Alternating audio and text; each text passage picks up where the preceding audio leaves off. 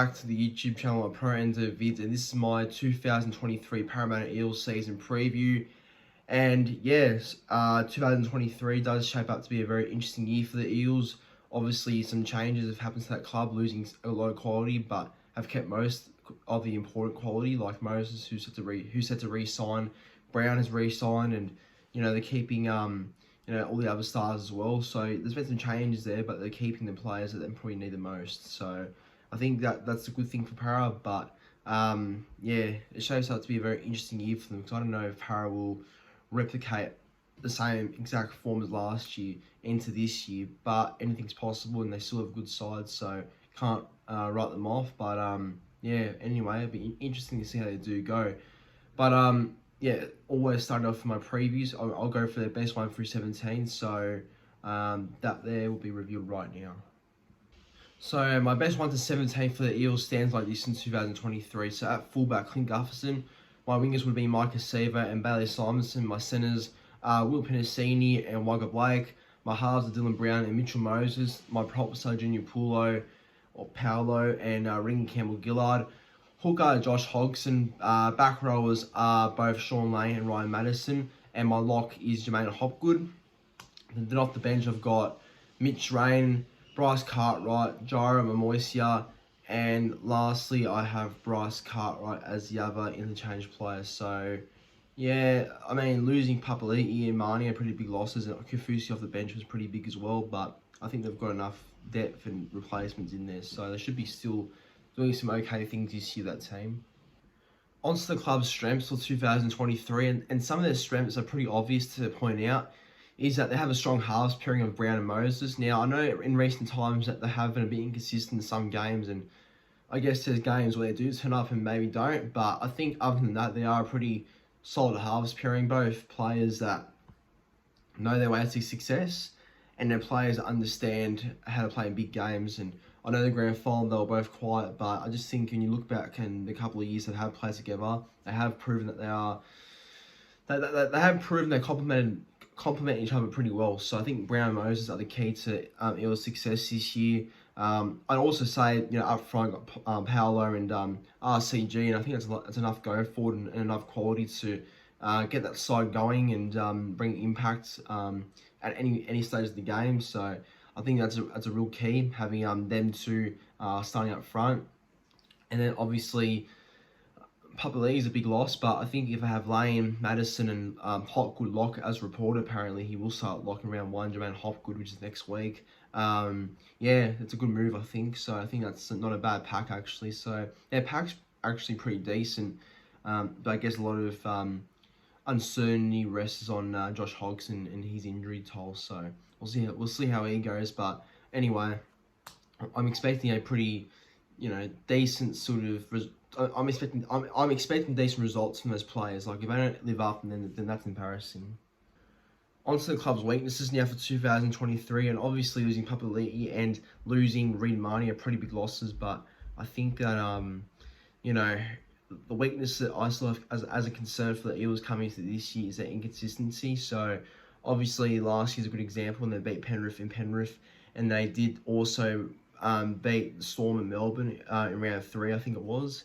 So obviously they can win those games and stuff like that, but they can't beat the Bulldogs on the Queen's birthday match on a Monday, and they still couldn't take down the Tigers on a Monday as well, which was the Easter Monday game. So their inconsistencies are real, and I think they need to be a lot better with their mentality and taking games a bit more serious, even though they are better than that side that they're playing. I think they do take the approach the wrong way and don't go as serious. So I think they've got to really change their mentality and just go there and play hard every game, because I don't think they give 100% every game. I mean, yes, they do in some ways, because they actually do turn up for the games and play them. So of course they give 100%. They're all playing a game, but I mean that as in just like, 100% as in like, it doesn't matter how bad the club is or how bad the team's going, you still have to play to your best level of footy. And I think Eels underestimate that with a few sides that are below them. So they need to just be a bit more consistent against the lower sides, in my opinion. And if they do, then, probably fixes a lot of things. But until then, their inconsistencies as a club when they do play a few games needs to be fixed ASAP. On to their biggest signing for 2023, and yes, they did pick up quite a few players for this season ahead, and they made some alright pickups. I thought with signing guys like Hodgson, who's I know is injury prone and is having a large concern with his fitness this year after getting back-to-back or dealing too many ACL injuries, but I think if he can remain injury-free, we know how good he can be, Hodgson, as a hooker. Dejan Assey's decent depth. Moisia's not a bad player from Newcastle. Jermaine Hopwood's a pretty good young rookie that came from Penrith. And Jack Murchie is getting better as a player who was at the Warriors previously. So they are making some good process with building and signing a few players as depth, but can challenge for a first grade spot as well.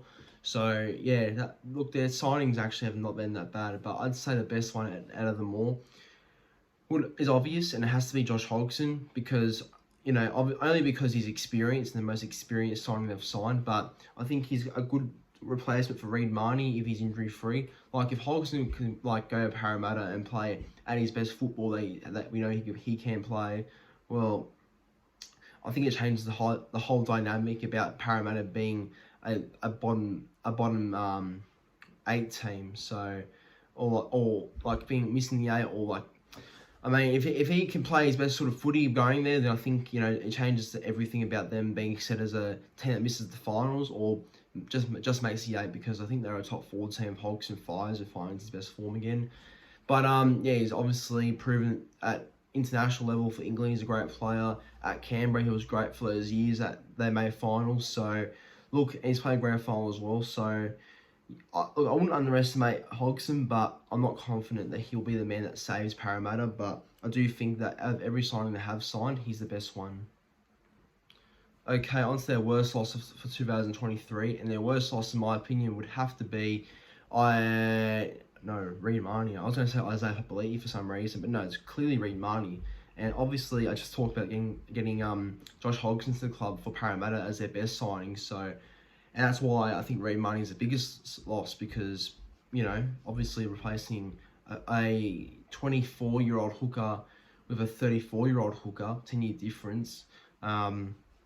It's obviously pretty hard to see the benefits in that, but like I said, if Hodgson can play at his best footy, he'll be a great pickup for them. But Reed Marnie been at Parramatta for the last couple of years now, or for the last 5 years since 2018, and he has definitely come over times as a great player. So don't get me wrong, great player, but I think with them it's just about I don't know, it's a tough one with Parramatta and Marnie, because losing Marnie is no doubt big, but I think with Hodgson, if he plays well, he'll be great. But what he has done for the club, Marnie, for the last couple of years, it's been pretty good. So I think he needs to be a good sign for the Bulldogs, which I think he will be. But I think the loss for Parramatta is pretty big. So I don't know how that affects Moses and Brown and Gutterson's game, but I think losing Marnie's defence in the middle will hurt them, so I'd say that's a big loss. On to the Eels draw analysis now, and obviously I'm not going to go through every game because, I don't know, I think it's a bit too much to always go through the sections of the draw and stuff, so I'm just going to give a quick, brief opinion of what I saw about the draw and stuff like that. So it seems like they do start the year off pretty tough with them playing the Storm in round 1 at CommBank, then playing the Sharks in round 2, and then they play Roosters South so early in the season as well. And then obviously Magic Round, they take on Titans, which is an easy one, and they play Titans twice.